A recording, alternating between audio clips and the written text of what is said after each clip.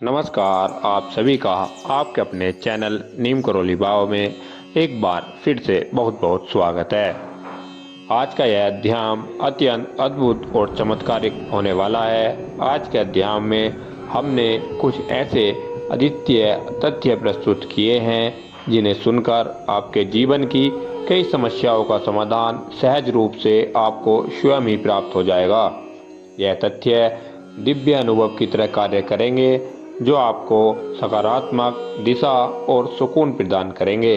बाबा नीम करोली महाराज जी की कृपा स्वरूप यह सभी तथ्य आपके लिए अत्यंत महत्वपूर्ण साबित होने वाले हैं, इसलिए कृपया इस कीर्तन को पूरा अवश्य देखें। तो शुभारंभ करते हैं आज के इस दिव्य और प्रेरणादायक अध्याय को। बाबा नीम करोली महाराज जी अपने अनन्य भक्तों को कहते हैं कि जब भी जीवन में कोई परेशानी आए उसका समाधान मुझ में ढूंढो। देखिए, जब कोई अन्य भक्त बाबा नीम करोली महाराज जी को पूर्ण रूप से प्राप्त कर लेता है तब उसके जीवन में कठिन दौर आने पर बाबा नीम करोली महाराज जी इस ओर इशारा करते हैं कि इस बार अपने सबसे प्रिय भक्तों की परीक्षा लेते हैं, जिसे ईश्वर को उम्मीद होती है आप पर कि समझने वाली बात क्या है।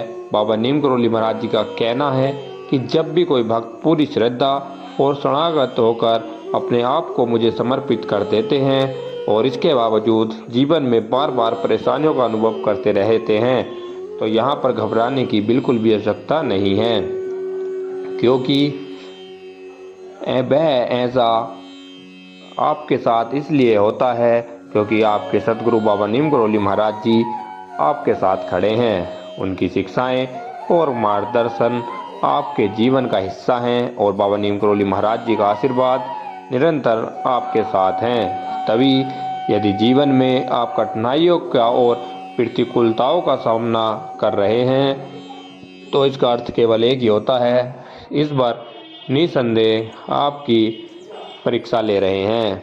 यह परीक्षा एक संग भंगुर होती है जो कुछ समय तक ही चलती है।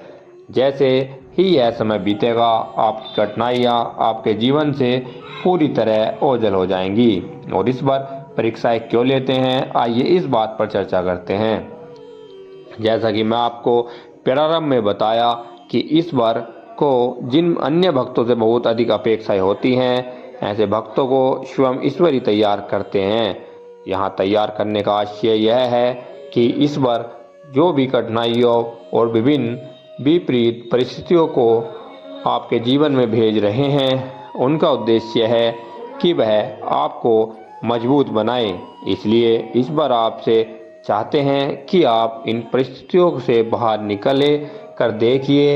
यह विपरीत समय की परीक्षा है, बल्कि यह आपकी आंतरिक शक्ति को पहचान और उसके विपरीत करने का अवसर भी है। इस बार आपके संघर्षों के माध्यम से आपको आत्मज्ञान और आत्मविश्वास प्रदान करना चाहते हैं ताकि आप और भी सक्षम बन सके। यह आपको सीखने के लिए जीवन में आया है, ना कि आपको परेशान करने के लिए। और मैं आपको अपने व्यक्तिगत अनुभव से यह कहना चाहूँगा कि जो भी अनन्य भक्त बाबा नीम करोली महाराज जी की शरणागत हैं, जो भक्त नीम करोली महाराज जी की शिक्षाओं का अनुसरण करते हैं और उन पर अटूट विश्वास रखते हैं, उनके जीवन में जब भी परेशानी आती है तो उनके मुस्कुराते हुए चेहरे चुनौती का सामना करना चाहिए। कि आप अपने अनन्य गुरु पर विश्वास करते हैं। बाबा नीम करोली महाराज जी के प्रति यह विश्वास और अनुशासन ही आपको कठिनाइयों का सामना करने की शक्ति देते हैं। मुस्कुराते हुए समस्याओं का सामना करना आपके भीतर की शक्ति को उजागर करता है और यह दिखाता है कि आप अपनी आस्था और धैर्य के साथ हर परिस्थिति को पार कर सकते हैं, क्योंकि आप बाबा नीम करोली महाराज जी की शिक्षाओं से भारी भांति अपने जीवन को बहुत ही अच्छे से कठोर स्थिति से तैयार कर चुके हैं। तो फिर आपको घबराने की कोई आवश्यकता नहीं है, क्योंकि आपके सद्गुरु ने आपको सभी मार्गदर्शन दिए हैं कि किस परिस्थिति में कैसे निकलना चाहिए। मैं आपको यह विश्वास दिलाता हूँ कि यह समय जो आपके बुरा दौर लग रहा है, वास्तव में आपके जीवन का यह सबसे सुनहरा समय साबित होगा। वह कैसे? क्योंकि इस बार बार बार आपको ठोकरें इसीलिए दे रहा है ताकि आपका समय पर विश्वास अधिक हो सके। यह बात में संदेश सत्य है कि आपको अपने ईश्वर और अपने आराध्य पर हमेशा भरोसा करना चाहिए, या उतना ही महत्वपूर्ण कि आपको स्वयं पर भी उतना ही भरोसा करना चाहिए।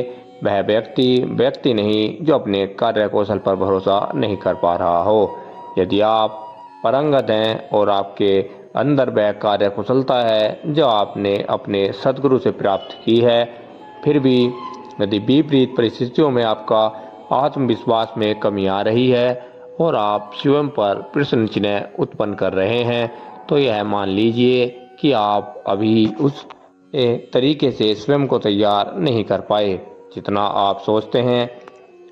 हर बार गिरने पर स्वयं उठाना और यह साबित करना कि आप तब तक हार नहीं मानोगे जब तक आपकी जीत नहीं होती। और यह आपको यह व्यक्तिगत रूप से विश्वास दिलाता हूँ कि अगर आप बार बार आपकी परीक्षा हो रही है और आप सब कुछ अच्छे तरीके से करते हैं, जीवन में नियम बनाकर चल रहे हैं, आध्यात्मिक प्रवृत्ति के व्यक्ति हैं और हर बात में सही और गलत पहचान कर सकते हैं, फिर भी बार बार आपकी हार हो रही है, तो यहाँ पर समझने की आवश्यकता है कि इस बार आपको विभिन्न प्रतिकूल परिस्थितियों में इसलिए दे रहे हैं ताकि आप हर पद पर यह जान सकें कि सही निर्णय कैसे लेना है और कौन सा मार्ग आपके लिए उपयुक्त होगा। जब भी आपकी परीक्षा होती है तो यह आपके आत्म परिचय और निर्णय लेने की प्रक्रिया में और अधिक सक्षम बनाती है। आपको एक छोटा बहुत अद्भुत प्रसंग बताने जा रहा हूँ, आप इसे ध्यान से सुने। आपके सभी प्रश्नों का उत्तर मिल जाएगा। एक किसान था जो भगवान की बहुत भक्ति करता था। अपनी परेशानियों से तंग आकर दुखी होकर परमात्मा से कहा, प्रभु आप परमात्मा हैं, लेकिन लगता है आपको खेती की कोई जानकारी नहीं है। आपसे एक प्रार्थना है कि एक साल मुझे मौका दीजिए, जैसा मैं चाहूँ वैसा मौसम देना, फिर आप देखना मैं कैसे अन्न भंडार भर दूंगा। परमात्मा मुस्कुराते हुए बोले, ठीक है, जैसा तुम कहोगे वैसा ही मौसम दूंगा, मैं दखल नहीं करूंगा। फिर किसान ने गेहूं की फसल बोई। जब धूप चाहिए थी तब धूप मिली, जब पानी चाहिए था तब पानी मिला। तेज धूप और बाढ़, आंधी, तूफान, तो किसान ने कुछ आने ही नहीं दिया। समय के साथ फसल तैयार हो गई। किसान भी बहुत खुश था, उसने ऐसी फसल आज तक नहीं देखी थी। किसान ने मन ही मन सोचा, अब परमात्मा को पता चलेगा कि किस फसल कैसे करते हैं। हम किसान को इतने बरस परेशान कर रहे थे, अब फसल काटने का समय भी आ गया। किसान बड़े खुशी से फसल काटने गया, लेकिन जैसे ही फसल काटने लगा एकदम से सिर पर हाथ रखकर बैठ गया। गेहूं की एक भी बाली के अंदर गेहूं नहीं था, बालियां अंदर से सूखी थीं। फिर किसान बड़ा दुखी होकर परमात्मा से कहा, यह प्रभु यह क्या हुआ? तब परमात्मा बोले, ऐसा तो होना ही था, तुमने फसल को संघर्ष का जरा सा भी मौका नहीं दिया। इस प्रकार की चुनौतियों का एहसास यह है नहीं होता कि यह सारी फसलें की सब बालियां खोखली रह गईं। अब आंधी आई, तेज बारिश होती है, ओले गिरते हैं, तब फसल अपने बल से लड़ती है। वह अपना अस्तित्व बचाने का संघर्ष करती है और इस संघर्ष से ही फसलों में बल पैदा होता है। वह उसे ऊर्जा देता है, उसकी जीवन को उभारता है। सोने को भी कुंदन बनाने के लिए आज पे तपना पड़ता है और हथौड़े से पीटना पड़ता है।